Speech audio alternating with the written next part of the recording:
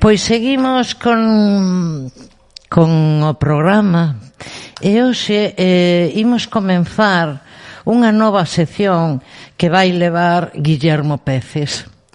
El denomina a contra e cada 15 días Guille analizará un tema e levarános con el nese análisis. Non pode estar con el presencial, pero achéganos un audio que hoxe, no primeiro capítulo, fálanos de Contra a presa. Escribía Carmen Martín Gaite. Pensemos, por exemplo, nunha persoa que tenga unha hora fixa unha tarefa importante e vai correndo pola rúa cara a parada do autobús.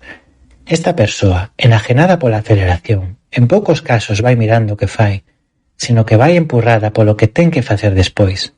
É dicir, vive fora do momento actual e ese tempo de trámite irremediablemente o despreza. Supoñamos que o autobús se lle escapa e ten que agardar a outro. Serán quizáis 10 minutos durante os cales podería liberar o seu pensamento, descansar a vista, pero normalmente non o fará, senón que continuará fora de sí, previendo acontecementos que ela agora non pode evitar, e, por tanto, son alleos a ela polo momento, a ese momento de seu, a ese presente que está tirando o lixo. Ante unha reflexión como a de Martín Gaite, seguramente diremos: bueno, sí, pero iso é o normal. É que cando todo o mundo lle ocorren as mesmas cousas, non nos paramos a pensar que poden deixar de pasar. Cada día máis xente me di que o seu momento é, cando feitas xa todas as tarefas do día, pode abrir unha bebida, sentarse no sofá e poñer Netflix na tele. Ese é o seu momento. Pero, entón, que estamos a facer para que durante 23 horas de día non atopemos tamén outro que tamén poda ser o noso momento? A min, que son pai, desespérame o ritmo dos nenos. Eles non comprenden que unha hora sexa a de xogo e a outra non o sexa. Isto, lóxicamente, é unha forte fonte de conflicto todas as mañás. Eu trato de poñer un xersei a miña filla cando temos que sair cara ao cole, normalmente estamos apurados. E ela colle a manga e ponse a imitar un elefante. Brrr.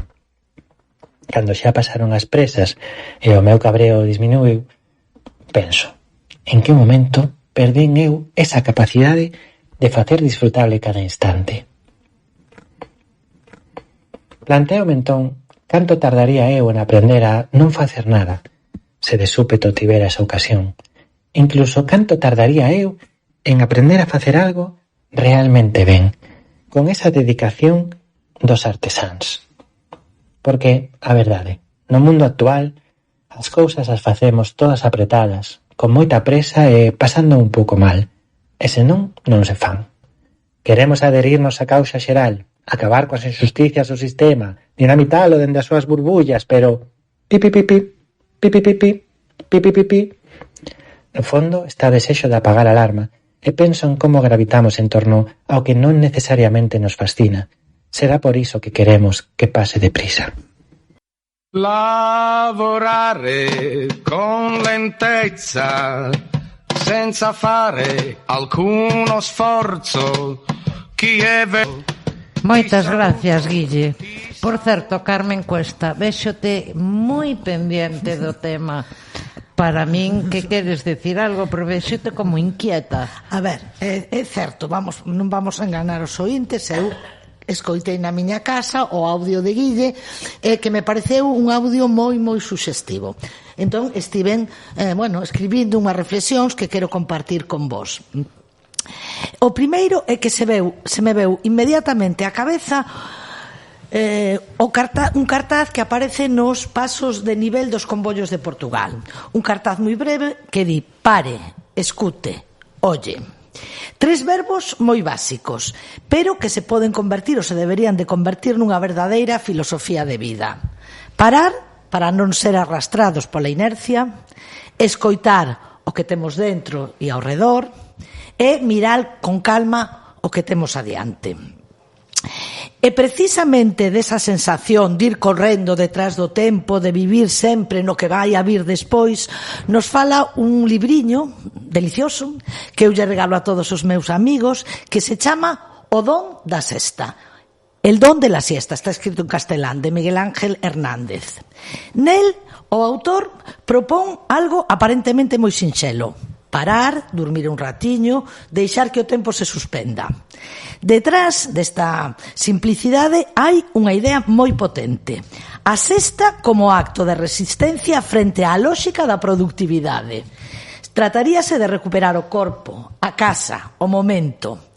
E o autor, en contraposición á presa, defende a sesta galego con dous argumentos. Primeiro, o de revalorización do ocio, entendido como un tempo productivo en sí mesmo, non subordinado a outros fins.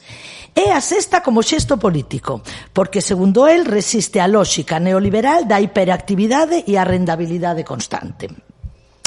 Quizás, enganchando co que decía Guille, esta sexa a lección que os nenos, cos seus xogos espontáneos, nos recordan cada mañá, que cada intre pode ser vivido, non só soportado, que non todo é carreira, nin lista de tarefas.